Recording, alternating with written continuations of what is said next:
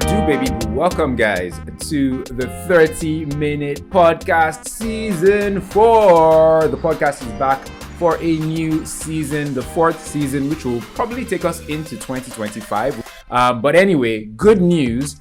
Aside from the podcast being back generally, video is also back for the podcast. In season 3, it was just audio only, but now season 4, I am back with audio and video. So if you're listening to this on Spotify or Apple Podcasts or wherever, just know that a video version of this podcast also exists on YouTube and probably Spotify, because Spotify does video too these days. So yeah, big news and big stuff happening for season 4.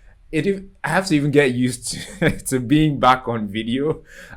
All the while I've been talking just now, I've been looking at the monitor on top of the camera instead of looking at the lens itself. Now I'm looking at the lens. So I just have to get used to that. I'm so used to doing the podcast in audio version and just looking like a scrap and not putting any effort into visuals. But now I have to put effort into visuals again because, video is back for season 4. What will we be discussing this season on the podcast? I will talk more about that towards the end of this episode. Last season I talked a lot about relationship stuff because 2024 for me, I've been very relationship focused. I talked a lot about my single journey and me getting on the dating apps and all that, but I don't want to talk about that stuff as much in season 4. Like I said, towards the end of the episode, I'll list out a few of the topics I hope to address this season on the 30-minute podcast. Speaking of which, like and subscribe since we are back on YouTube, and that is YouTube culture. Take a moment to like this video and subscribe. I want to grow the YouTube channel of the podcast.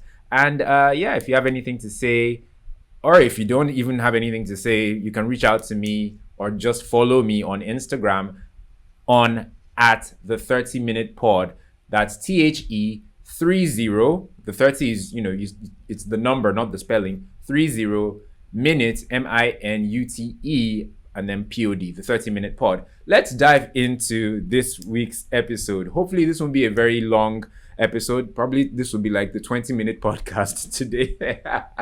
I'm not trying to spend a lot of time recording the podcast today. This episode is actually meant to come out today, Saturday, the 16th of November. Yeah, that's another thing. I'm moving my release days from Wednesday to Saturday because I just like the idea of a podcast dropping on Saturday mornings. I feel Saturday mornings are kind of like free for most people, and it's a convenient time. It's not too crowded. It's a good time for people to just tune in to listen to the podcast anytime between 6 a.m. and 12 noon, as opposed to Wednesday mornings, which tend to be quite busy because people are going to work. There are lots of other things that come out. My favorite podcast comes out on Wednesday as well. I said what I said. So I think I was trying to piggyback off their release day, which is why I used to release it on Wednesdays. But I think now that I've done this for a while, I think Saturdays work best for me, especially seeing as I put out other content between my personal finance channel and my movie review channel. Those channels,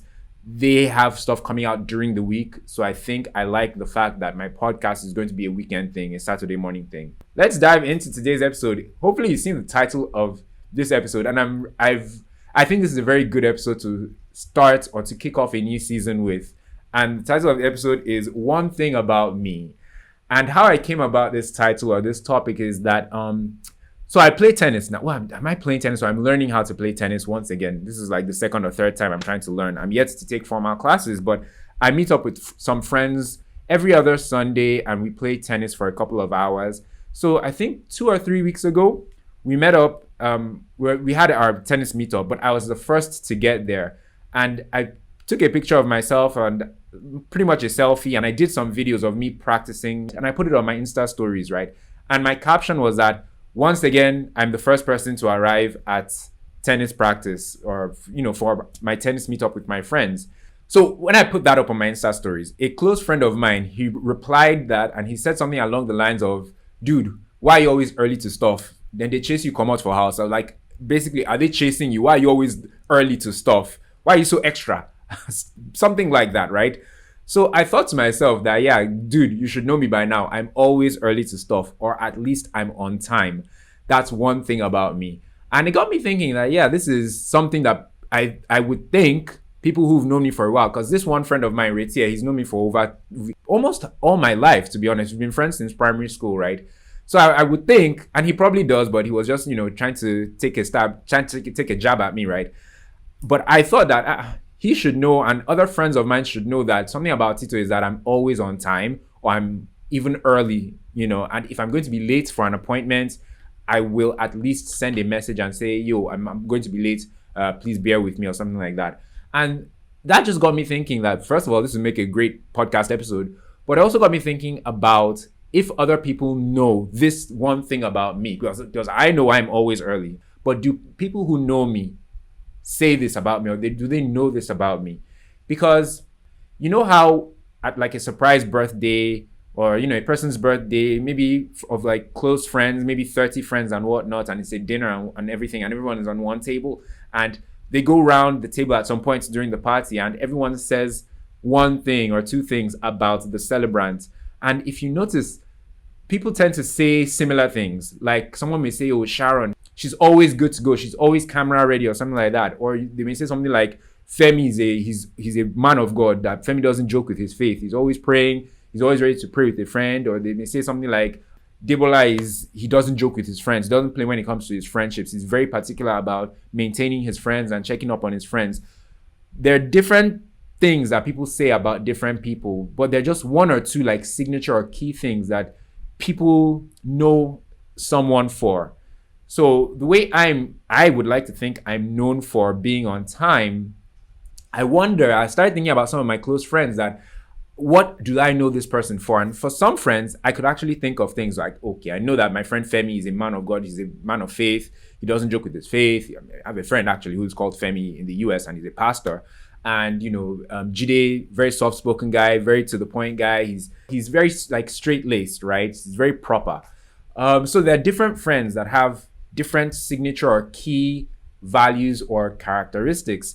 And there were some friends that I thought of as well who I could not pinpoint one thing I could say about them, that when it comes to this guy, he's like this, or this girl, she's this way or she's that way. And I think that's a bit of a disservice if people cannot say one thing that they're cocksure about you, right?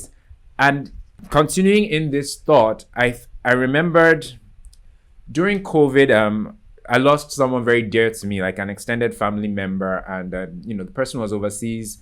And I remember while we were watching the funeral online, because there was, back in COVID, everything was online. There was the Zoom. That's when Zoom even really became a thing. But I think so. We had the Zoom funeral, right, that year, and I was watching it, and my mom was there as well. Because like I said, this was an extended family member, and it was, a sober moment. Is it somber or sober? It was a very pensive and solemn moment, right? And I remember saying to myself that this, the deceased, the person that we had lost, that one thing about him, from my perspective, was that he was his own man. He did what he wanted to do. People tried to influence him a lot, but he always stood his ground and did his own thing, his own way. And even though maybe myself or other people may not have agreed with some of his choices, he stuck to whatever choice he made was his choice, and he saw it through. And that's something that I admired about him. And that's what I could say about that, family member who we unfortunately lost that year. Sorry, we lost him in 2020, but the funeral thing was in 2021. Now that I remember, right? So even my grandfather, my mom's dad, he was a principal, and a very principled man. He was very soft-spoken. He was very old-fashioned. He was very unique. And there are several things that, one could say about my granddad that would be very similar. If it was that kind of situation where you went around the table and, different people said one or two things about my mom's dad, my grandfather, they'd all be similar things, because we all knew the kind of man he was. And he stuck to his guns, and he was very principled, and we knew who he was. And he wasn't shy in letting people know what he stood for, what his values were, and who he was. And just thinking about relationships and people and my friends, and just like public figures or people we see on social media today and now, how many people can say that I'm known for this? How many people, when they are in the room or not in the room, they know what people will say about them? I wonder, that when I'm not in the room and a group of people gather and they're talking about me, what will they say about me in terms of the kind of person I am, the quality of my character? What values do I put forward or present or show in my life?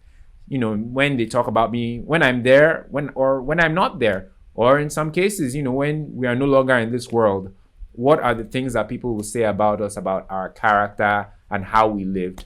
And I think for the purpose of not necessarily legacy, but for the purpose of people knowing how to interact with you, how to, relate with you, I think it's good for you can even consciously do that, consciously define your values, what you stand for, what you're about, so that first of all, it will attract the kind of people that you want and the kind of people, like-minded people essentially to you, and people will know how to deal with you or, interact with you. For example, since I personally think that, I'm a stickler for time. I'm a good custodian of time is something I say about myself, right?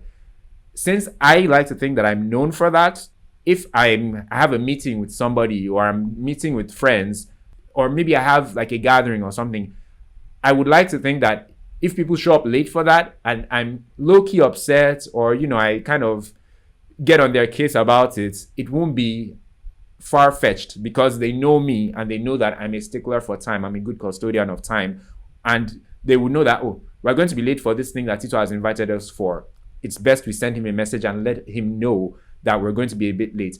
That may not be something that they typically do with other people, but because they know that I'm very particular about time, they would, handle me in that manner. And I think that's one of the benefits of, like in my case, letting people know what you stand for, what your values are, how you live your life. So yeah, that's just something that's been on my mind. Guys, please let me know. And when I say guys, I mean guys and women, men and women, guys and girls. Let me know in the comments if you're listening to this on Spotify or if you're watching this on YouTube or watching it on Spotify as well. Let me know in the comment section, what's one thing about you that people would say about you, or that you think people would say about you, or that you'd like people to say about you, either when you're in the room or when you're not there. Let me know what's one thing about you that people know about you or you'd like them to know about you. Put it in the comments down below. I think another thing about me, just real quick, is maybe the fact that I'm a bit principled. Especially people who meet me for the first time, they've used the word like, principled, disciplined, accountable. Well, I use accountability and integrity for myself. No one has ever said, oh, Tito, you're very accountable, or Tito, you have integrity. I'm the one that says that about myself because those are things I want to be known for. But in terms of being principled and disciplined, I have heard people, and responsible, I've heard people use those words to describe me before. So yeah, and I think, like I said, that boils down to being principled. So that's just an extra thing about me being principled. Yeah. It's time to wind down. Like I said, this will probably be the 20-minute podcast today, not the 30-minute podcast. Scripture of the day. Oh, before scripture of the day, I did say that I would talk about the podcast for season 4 this season. Some of the topics I hope to address this season. I'll just do that real quick. Then we'll talk about the scripture of the day. So some of the topics I hope to address, or I hope I'll be talking about this season of the podcast, will be an episode on divorce. I've noticed that divorce is on the rise, and I notice like every now and then that I have more and more friends who are no longer married, and I wonder why. I just have lots of questions around that. So I'm going to do an episode on divorce. I'm going to do an episode on pricing your services as a creative. There's a whole story behind that of stuff that's happened in the last couple of 2 or 3 months with regards my life and my creative career. So I want to talk about pricing your services as a creative. And then, yes, an episode that I've been wanting to do for a while is one on what if I never get married? Yeah, what if I never get married? And finally, another episode I want to do this season is a Q&A. So when I started the podcast last year, I I wanted to do a Q&A, and I think I've even done one before at the end of every season. And I think at the end of almost every episode, I'll ask you guys to send me a question so that I can, collate them and just put them in the cooler for that Q&A episode. So yeah, the scripture of the day, or the word of the day, is something that's kind of tied to the topic. It's Philippians chapter 4, verse 5. Okay, here we go. I have my Bible beside me.